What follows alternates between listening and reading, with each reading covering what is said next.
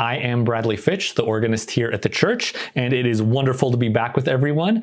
I enjoyed the opportunity a few weeks ago to share a devotion, and they invited me back to talk to everyone again. As folks are logging on, we'll take care of some housekeeping. Don't forget, we broadcast C3 3 times a week, Mondays at noon, Wednesdays at 8 p.m., and Friday mornings at 8 a.m. And our regular worship services, of course, happen Sundays, 9 and 11. And don't forget, in case you missed something, want to watch it again, or for whatever reason are unable to catch it live, you can also log on to our webpage or Facebook at any time during the week and get what you missed. One of the exciting things going on at the church is Wednesday evenings, we are pleased to offer communion from 6 to 7. This is a wonderful time for folks to come and gather in the sanctuary, partake of communion, and have some quiet meditation. Even if you're uncomfortable taking communion, you are welcome to just come and sit and enjoy the space. I had the opportunity to provide some music last week for communion, and it was just great to sort of physically gather with folks again and just have a little bit of time of fellowship and, as I said, some quiet meditation. So today we are going to talk about hymns. Obviously, this is a topic I think about a lot and I spend a lot of time wrestling with. The subject of hymnody is very rich and deep, and we could spend years talking about it and still have more to say. Singing has a very long tradition in the church, from the Old Testament Psalms to today, and we sing for a variety of reasons. There are lots of references to singing throughout the Bible. For example, Jesus and the disciples sang a hymn after the Last Supper. And Christians have sung throughout the history of the church. It's something that connects us emotionally, unites believers with one another, and can teach us about our theology. And it's this last point that I would like to focus on today. Most denominations have an official hymnal. Our Methodist hymnal is right here. It says the United Methodist Hymnal. And these hymnals are really important because if you want to really know what a group believes, you don't really have to look very much further than the text of the hymns. These hymnals are put together very carefully. Every hymn is looked at to make sure it is in line with the theology of the group. And if you're an organist and you want a fun game to play, you get all your hymnals out and you could look at the same hymn in different hymnals. The texts might be slightly different, or some hymnals might be contain hymns that others don't. For example, if it was our Roman or Anglican brothers and sisters, they might have verses referencing the Virgin Mary, or verses about communion which reference consubstantiation or transubstantiation, or any other kind of variations regarding communion. The current Presbyterian hymnal, for example, was going to include the great hymn In Christ Alone. Unfortunately, they wanted to get permission to change part of the text because it didn't fit with their theology. They weren't able to do it, and it wasn't able to be included in the hymnal. So there's a lot of things to unpack in the text of these hymns, and a lot of things under the surface that teach us about our faith and beliefs. Our current Methodist hymnal was published in 1989, and the church is looking at putting out a new one, but that process had to be put on hold for the time being. This one has lots of great stuff in it, including John Wesley's famous directions for singing. I think number 4 is usually the favorite, which says, "Sing lustily and with good courage. Beware singing as if you were half dead or half asleep. But lift up your voice with strength. Be no more afraid of your voice now, no more ashamed of it being heard than when you sung the songs of Satan." I'm not really sure what the songs of Satan are, but I do remember Martin Luther said that the devil has all the good tunes. So there you go. The other interesting tidbit about this hymnal is the great hymn, "O for a Thousand Tongues." And this has been the opening hymn in every Methodist hymnal since 1790. It tells the story of Charles Wesley's emotional transformation, and the hymn is part of a larger poem, which you could find on the very next page. This is one I think that's familiar to all of us.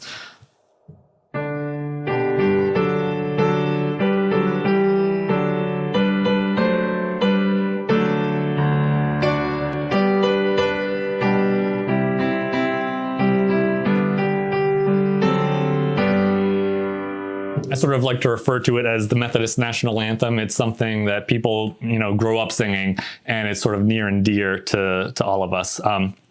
Something I think really important to our identity as part of the Methodist Church. So one of the things that people ask me a lot is who picks the hymns? And that's normally kind of a loaded question, and I try to kind of give a cheeky response. But I think today, to pull back the curtain, I am actually the one who is normally in charge of picking the hymns. And I just wanted to talk a little bit about this process. I usually start with the season. Is it Lent, Advent, Christmas? We have a lot of hymns that are particular to those seasons. And then we kind of drill down a little bit and look at the day. Is it a special day? Christmas Day, Easter Day, the day of Pentecost, Reformation Sunday, Trinity Sunday, which is my sort of personal favorite. There's lots of little celebrations all through the year that we look at. And all of these days have special music to mark them. Going down a little further than that, we have the readings for the day.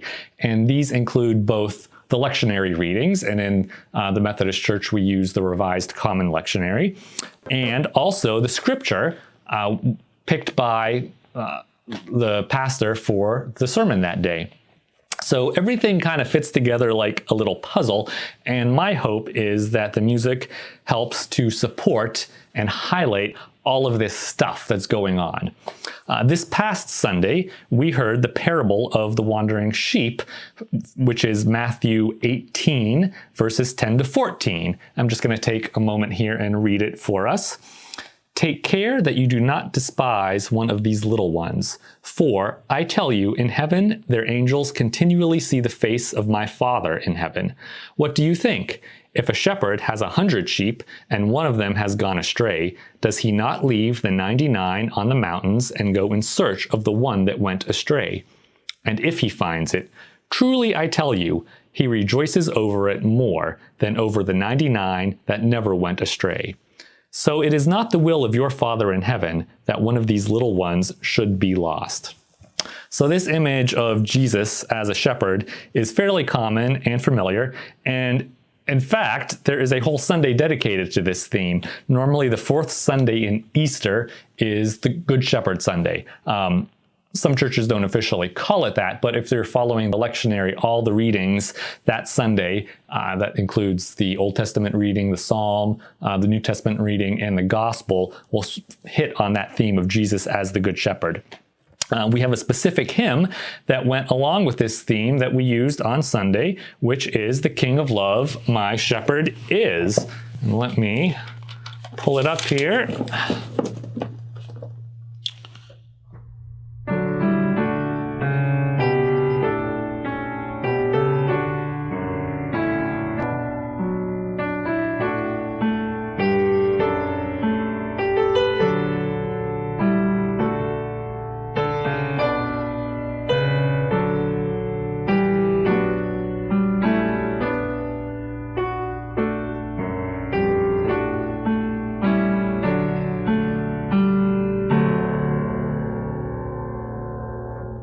So this hymn, which is, I think, one of the favorites of this church and many other churches, is a paraphrase of the 23rd Psalm, "The Lord is my shepherd."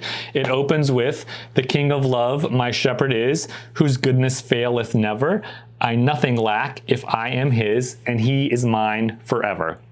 And there's lots of hymns based on this 23rd Psalm. One of my other favorites is "My Shepherd Will Supply My Need," which is not in our hymnal, but a lot of folks may know it anyway. It kind of goes like this.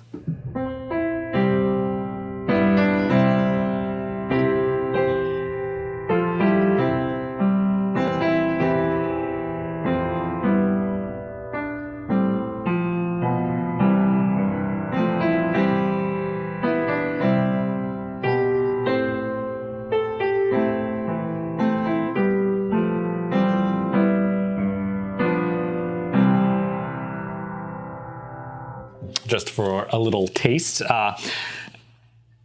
The text for The King of Love, which we've just heard, was written by Williams Henry Baker, who was an English hymn writer. And the poetry, I think, is both beautiful and powerful. As I said, the King of Love my shepherd is, whose goodness faileth never. I nothing lack if I am his, and he is mine forever. The third stanza of this hymn is actually in reference to the parable of the lost sheep, which we just heard, and it states, "Perverse and foolish, oft I strayed, but yet in love he sought me, and on his shoulder gently laid, and home rejoicing brought me." And I know as I sing this, and I think maybe for many of us, you could really imagine yourself as the lost sheep, sort of misguided and maybe in need of some gentle love and guidance that the shepherd can provide. It's very strong and very thoughtful poetry. And this hymn, I think, is pretty much tailor-made for the scripture today of the lost sheep. So let's have a listen to this hymn, the whole thing, and I invite you to really pay attention to the text and see where it is leading you and how it relates maybe not only to what you heard Sunday, but also to your life today.